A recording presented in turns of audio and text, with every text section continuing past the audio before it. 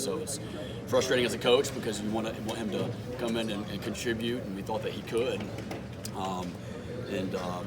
Man, he was lights out, and so very frustrating for all of us. And so I think the main thing for him, man, is just staying encouraged. I think whenever fall camp begins, it's going to be hard watching his teammates out there performing and he can't.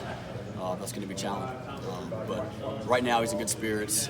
He helped us out at the ladies' clinic and was out there with his mom, Wanda, and so he's okay. He's ahead of schedule. That's what I'll say relating to his recovery. He's ahead of schedule, and they rave about him down there. They have to pull him back. Like, he wants to do more. Want to make sure he does it safely and progresses the way that he needs to, and so that when he does come back this season, he'll be fully healthy and won't skip a beat. So, is there any timeline? I don't have. Yeah. So, having seen both him and Amari work, would you agree with that assessment, just what everybody talking about, just comparing their work ethics? Yeah, I think they're very like-minded. To have a freshman come in with that kind of mindset is incredible. And he and I would meet, and he one of the better note takers I have in my room. He showed up polished, comes from a great program in Myrtle Beach, and has some great trainers he works with, and so he's committed to his craft. And so yeah, I think it's a pretty good comparison as far as their mentality, their work ethic, and what they bring to the table with that. Coach, you had a lot of injuries last season and a lot of youth as well, but a lot of drops. How frustrating was that for you, and what can you do to correct that? Yeah, that's I think as at Clemson we make the routine plays all the time, right? We make the impossible catches most of the time. I heard that in 2005 when I was here. That's just what we're about, and some of those things are kind of troubling and confusing, and I think for us it's just, hey man, listen, let's not focus. I think as a receiver, you can't be thinking about catching the ball or dropping the ball. Certainly not dropping the ball. You're out there playing full speed, having fun, playing free, and so I think that's just my job of, hey man, listen, let's play confident, let's play free, and have fun, and obviously you're working nonstop on hands and every little detail when it comes to our receiver play. But man, it's something that it starts in the mind first. That's what I would say. So making sure you have the right mindset each and every practice, each and every game, and it'll take care of itself. How was the health of some of the other guys like EJ and Joseph and Troy? Yeah, I think talking about Joe relating to his health, I think this is the healthiest he's been. He's had a phenomenal winter. And he just maintained that all the way through spring. I'm hearing great things about him this summer in a lot of different areas related to his leadership, and his ability to show up day in and day out and compete and do so at 100%, full speed, and he's healthy. So he's doing well. EJ is progressing really well. From what I'm hearing, he'll be full go day one, fall camp, which is awesome. He's a starter for us. He's in that top group of guys that we know what he can do, and so anticipate him being able to help us, as a starter. That's what I'm telling him. Hey man, you got to be ready to help us win games. You got to start for us day one. That's kind of his mindset. So he's doing really well, and. Will Taylor, same thing, right? He's coming back from an ACL this last season. He's looking great. He's out there full speed and skills and drills. So yeah, guys are doing well. Is Antonio Williams, is he going to start in the slot, or yeah? Okay. And what have you kind of picked up on him so far? Yeah, guys are raving about him, both on offense and defense. When you have your defensive guys talking about a receiver, they don't want to give receivers much praise, those DBs. Whenever you can get that, especially on a freshman, that's pretty awesome. And so we knew that he was a great player, and he also knew there was a need, for a guy like him in our offense. Losing an Amari, from a couple seasons ago, and so he's done exceptionally well for what we do this summer. How is he kind of doing playbook-wise, getting the offense down, that kind of stuff? Yeah, we actually, we haven't been able to meet with them this summer. We're limited as far as NCAA rules go.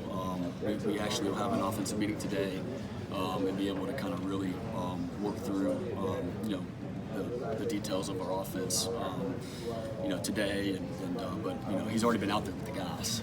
This goes and drills is all player led, and so and that's the thing that I'll say too about my leadership is I would say it's definitely better this season than it has been in the past, and there's from top to bottom. I mean, I've got seniors, I've got sophomores, I've got freshmen that can all lead in their own way.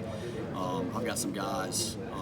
Ham Green took my freshman yesterday and said, "Hey, coach, what can I help these guys with?" And so he, on his own, went and took our freshmen and met with them and helping them install the playbook and all that. So, that's part of the process, learning signals, learning our tempo, our concept names. So that'll take some time, but whenever we get going, we'll help with that. So.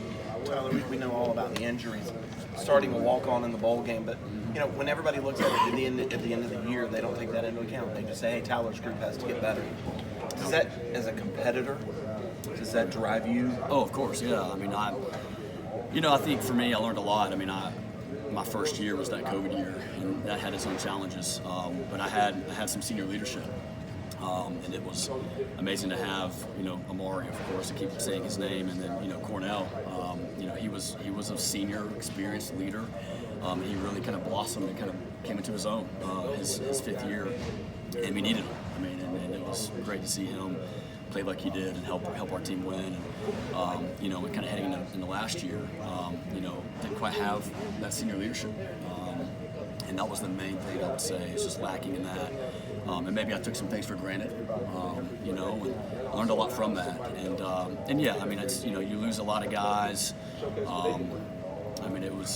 was comical at times. Just like, are you serious? Another injury or another sickness or whatever it was. It was challenging. And I'll say this, as a coach, I love my guys, and I hated for them not being at full strength.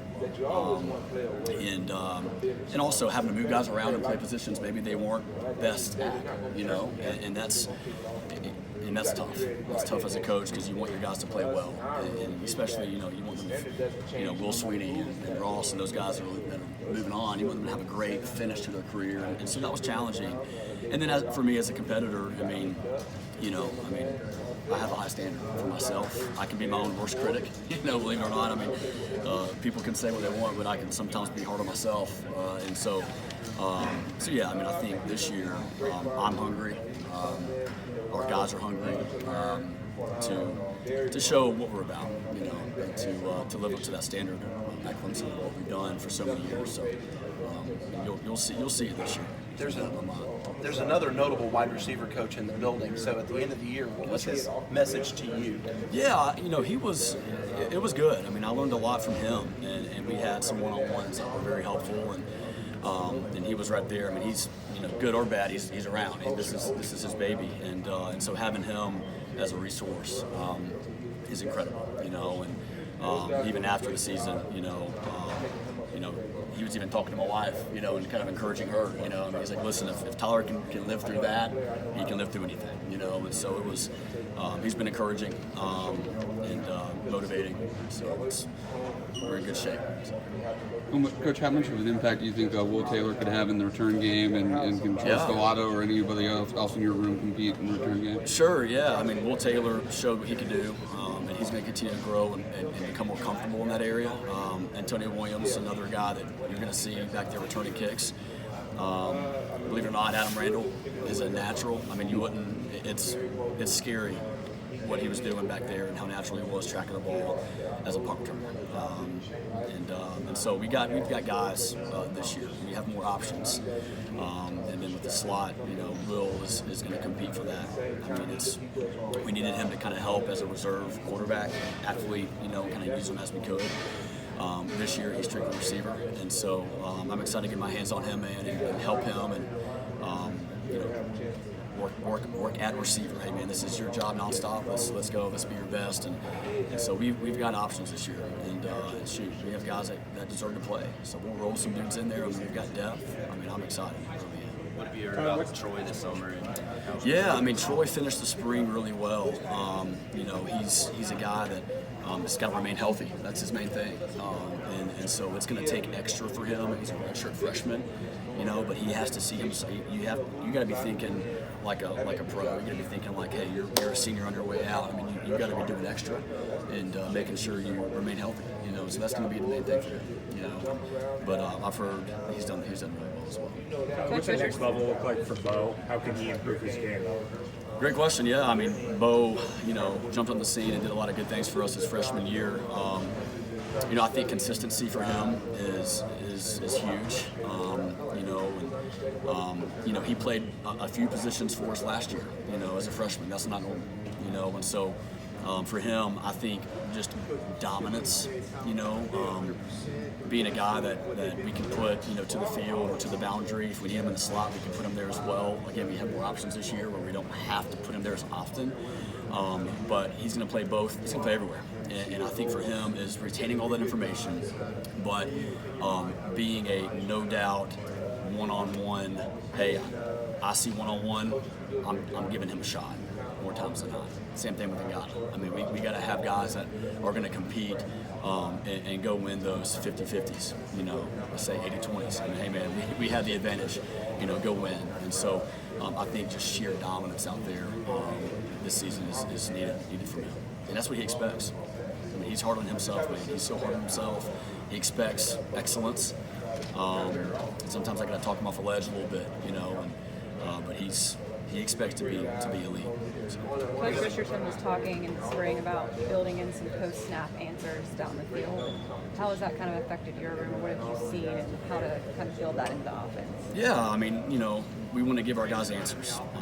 You know, we want them to be playing fast. We don't want them to think too much, right? That's the line. I think when you're dealing with this is not the NFL where you have all day with them. This is I mean, you know, you're limited to 20 hours a week, and so I think for us is we want to be more creative. We want to give them just more opportunities to win. They're not locked into one route. I mean, you can run 2 or 3, you know, depending on the concept, and it takes a lot of reps. You know, and so I think for us, simplicity, but more reps at what we do well. You know, and so that's going to be important this fall camp. You know, starting early with all that we've installed and the things we plan to still install. We got to do it early and rep it to where, you know, game 1 we're ready to roll. So that's right. Is EJ